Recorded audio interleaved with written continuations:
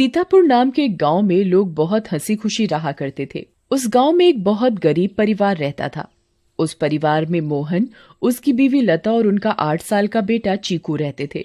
मोहन को पीने की बहुत बुरी आदत थी। वो सुबह शाम बस शराब पीता और जुआ खेलता रहता था। मोहन की एक छोटी सी किराने की दुकान थी। मोहन कभी भी उस दुकान को ठीक तरीके से नहीं चलाता था और जितना भी थोड़ा बहुत उस दुकान से कमाता था वो सारी कमाई शराब पीने और जुआ खेलने में उड़ा देता था। वो रोज शराब पीकर लता को मारता था और उसे घर चलाने के लिए कोई पैसे नहीं देता था। एक रात लता और चीकू भूखे बैठे थे क्योंकि घर में खाने के लिए कुछ नहीं था। वो देर तक मोहन का इंतजार करते रहे। अचानक दरवाजे पर खटखटाने की आवाज आती है। माँ, लगता है पापा आ गए। वो जरूर हमारे लिए कुछ खाने को लाए होंगे। हाँ बेटा, अब हम सब मिलकर पेट भरकर खाना खाएंगे।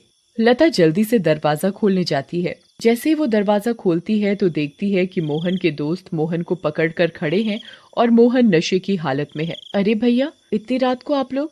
अरे भाभी जी, क्या बताएं, आज तो मोहन ने हद ही कर दी। इतनी शराब पी रखी थी कि इसे इतना भी होश नहीं था कि ये कहाँ पड़ा है। हम इसे चौराहे पर से उठा कर लाए हैं। अगर कोई गाड़ी वाला कुचल जाता तो बताओ, आप लोगों की तो जिंदगी खराब हो जाती। हाँ भाभी जी, बस आप लोगों का सोचकर हम इसे यहाँ ले आए, वरना तो इसका सबके साथ ऐसा व्यवहार है कि कोई इसकी मदद ना करे। मोहन के दोस्त मोहन को कमरे में ले जाकर लिटा देते हैं और वहाँ से चले जाते हैं। बेटा चीकू, आज हमें फिर से भूखा ही सोना पड़ेगा। मैं तेरे पापा के भरोसे तुझे और भूखा नहीं रख सकती। अब मुझे ही कुछ काम करना पड़ेगा। तू बस आज थोड़ी सी भूख बर्दाश्त कर ले। ठीक है माँ। चीकू और लता दूसरे कमरे में सोने चले जाते हैं। तभी मोहन नींद में बड़बड़ाने लगता है। थोड़ी देर बाद मोहन को होश आता है और वो खुद को अपने घर में पाता है। अरे ओ लता, कहाँ मर गई? मुझे बहुत तेज भूख लगी है, चल जल्दी से मेरे लिए खाना लेकर आ। लता बहुत गहरी नींद में सोई हुई होती है और उसे मोहन की आवाज सुनाई नहीं देती। मोहन 4-5 बार आवाज देता है पर लता नहीं उठती। मोहन गुस्से से लाल हो जाता है और कमरे में रखे एक मोटे से डंडे को उठाता है और दूसरे कमरे में जाता है जहां लता और चीकू सो रहे होते हैं। वो डंडे से लता को बुरी तरह पीटने लगता है। लता अचानक नींद से उठ खड़ी होती है। बचाओ बचाओ, मुझे मत मारो। मैंने क्या किया? मेरी क्या गलती है जो आप मुझे ऐसे बुरी तरह मार रहे हो? मैं आधे घंटे से आवाज दे रहा हूँ कि मुझे खाना दे दे और तू यहाँ घोड़े बेचकर सो रही है, हैं? ऊपर से मेरे साथ जुबान लड़ा रही है। मोहन लता को बहुत मारता है।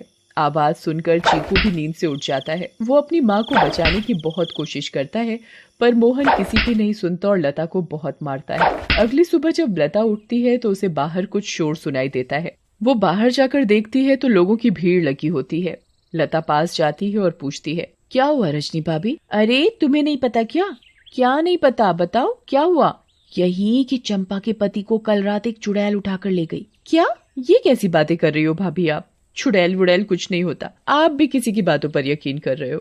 यकीन कैसे ना हो बहन, मैंने खुद अपनी आंखों से उस भयानक चुड़ैल को देखा है। उसके लंबे बाल, लंबे लंबे नाखून और दांत, उसकी लाल आंखें और डरावना चेहरा मैं कभी नहीं भूल सकती। जब मैं आधी रात को पानी पीने के लिए उठी तो थोड़ी ठंडक लेने के लिए खिड़की पर खड़ी हो गई थी और तभी मैंने देखा कि एक चुड़ैल चंपा के पति को हवा में उड़ाकर ले जा रही है। ऐसी बात है तो हमें संभल कर रहना होगा और शाम होते ही अपने घर के खिड़की दरवाजे बंद करने होंगे। अब बिल्कुल सही कहा लता भाभी आपने। सब अपने घर चले जाते हैं।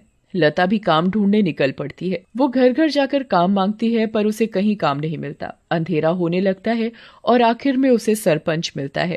क्या हुआ लता, बड़ी परेशान दिख रही है? बस क्या बताऊं सरपंच जी, चीकू के पापा का तो सभी को पता है कि वो ठीक से कमाते तो है नहीं और जो कमाते हैं उसे दारू में उड़ा देते हैं।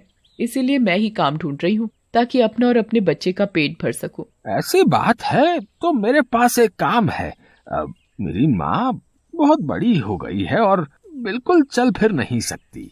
मैं उनकी देखभाल के लिए किसी को देख रहा था, पर अगर तुम चाहो तो तुम ये काम कर सकती हो। मैं तुम्हें महीने के 2000 रुपए दूंगा। आपका बहुत बहुत धन्यवाद।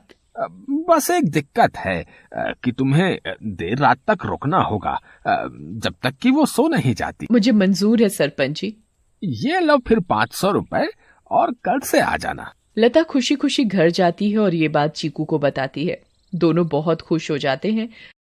तभी वहाँ मोहन आ जाता है। क्या बात है, किस बात की इतनी खुशी मनाई जा रही है? मुझे उनकी बड़ी माँ का ध्यान रखना होगा, जिसके बदले वो मुझे पूरे 2000 रुपए देंगे। तू कहीं भी जाकर मर, मुझे कोई फर्क नहीं पड़ता, बस मुझे दारू पीने के लिए पैसे मिलने चाहिए। तभी मोहन को लता के हाथ में कुछ पैसे दिखते हैं। मोहन वो पैसे लता से छीन लेता है। लता बहुत रोती है और अपने पैसे मांगती है, पर मोहन उसकी एक नहीं सुनता और दारू पीने चला जाता है। लता उन पैसों में से कुछ पैसे अपने पल्लू में पहले से ही बांध लेती है, जिसका वो घर का राशन ले आती है। उस दिन लता और चीकू पेट भरकर खाना खाते हैं, चैन की नींद सोते हैं। दूसरी ओर चुड़ैल का आतंक शुरू हो जाता है। वो आसमान से आती है और गांव वालों के घरों के ऊपर उड़ती रहती है। वो कभी किसी के घर के ऊपर तो कभी किसी और के घर के ऊपर अपने शिकार की तलाश में उड़ती रहती है। अब मैं अपना शिकार करूंगी। किसको लेकर जाऊं आज अपने साथ? किसको? बहुत देर तक चुड़ैल को कोई दिखाई नहीं देता। लगता है इस गांव के आदमी बहुत चालाक हो गए। अब इन्होंने रात को निकलना ही बंद कर दिया। अगर ऐसा रहा तो मैं अपना शिकार कैसे करूंगी? किसको लेकर जाऊं अपने साथ? किसको लेकर जाऊंगी अपने साथ? तभी भोला रात को घर के बाहर आता है और रस्सी पर सूख रहे कपड़े उतार कर इकट्ठे करने लगता है। चुड़ैल की नजर भोला पर पड़ती है। मिल गया मेरा शिकार। चुड़ैल भोला पर हमला करती है। वो उसे एक हाथ से पकड़ती है और अपने साथ हवा में उड़ाकर ले जाती है। बचाओ बचाओ, मुझे छोड़ दो, जाने दो मुझे। तू तो मेरा आज का शिकार है, ऐसे कैसे छोड़ दूं? तभी भोला की बीवी बाहर भोला को देखने आती है। उसे भोला घर के बाहर कहीं नहीं दिखता, पर फिर उसकी नजर ऊपर जाती है और वो देखती है कि चुड़ैल उसके पति को लेकर जा रही है। रेखा ये सब देखकर बेहोश ही हो जाती है और सुबह जाकर उसे होश आता है। होश आते ही वो अपने पति को हर तरफ ढूंढने लगती है, पर वो कहीं नहीं मिलता। वो यहाँ वहां पागलों की तरह भागती है और चिल्ला रही है। तभी गांव के लोग इकट्ठे हो जाते हैं। क्या हुआ रेखा भाभी? अगली सुबह जब लता उठती है तो उसे फिर से घर के बाहर कुछ लोगों का शोर सुनाई देता है। लता बाहर जाती है। क्या हुआ रजनी भाभी, आज किस बात का शोर हो रहा है? अरे लता, कल रात चुड़ैल रेखा के पति को उठाकर ले गई। रेखा का तो रो रो कर बुरा हाल है। बेचारी रेखा भाभी, पर मुझे ये समझ नहीं आ रहा कि वो चुड़ैल हर रात किसी के पति को ही क्यों उठाकर ले जाती है। सही कहा लता भाभी, हमें इस बात का जल्द से जल्द पता लगाना होगा। सभी लोग मिलकर एक तांत्रिक के पास जाते हैं और सारी बात बताते हैं। मैं अभी पता लगाता हूँ कि ये चुड़ैल चाहती क्या है। ओम ह्रीम क्लीम चामुंडाय विच्चय नमः।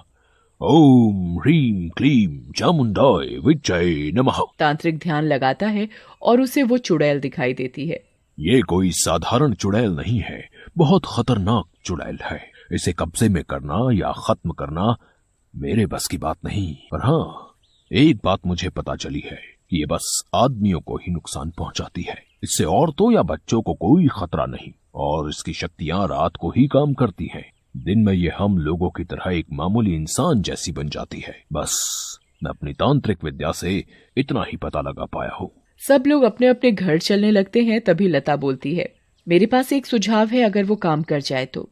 वैसे आप लोग मेरी बात सुनकर हंसेंगे, पर इसके अलावा कोई और तरीका नहीं दिख रहा इस चुड़ैल से बचने का। भाभी आप बताओ तो सही, पता चला अगला नंबर मेरा ही है। मैं अभी मरना नहीं चाहता। अंधेरा होने के बाद अगर सभी आदमी औरतों का भेष बनाकर रहे तो वो चुड़ैल किसी भी आदमी को औरत समझकर नहीं लेकर जाएगी। लता की बात सुनकर सब हंसने लगते हैं, पर बाद में सबको लता का ये सुझाव सही लगता है और सब अपने अपने घर चले जाते हैं। लता भी अपने घर चली जाती है।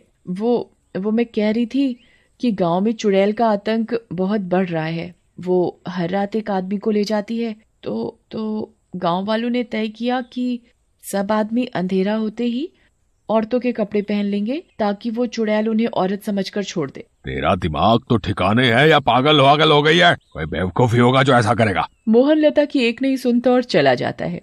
लता भी सरपंच के घर उनकी माँ की देखभाल के लिए चली जाती है। लता का पूरा दिन बहुत अच्छे से निकलता है। फिर रात हो जाती है और लता अपने घर के लिए निकल पड़ती है। दूसरी ओर गांव के सभी आदमी अंधेरा होते ही औरतों का भेष बना लेते हैं। लता जब अपने घर वापस जा रही होती है तो उसे आसमान से चुड़ैल आती दिखती है।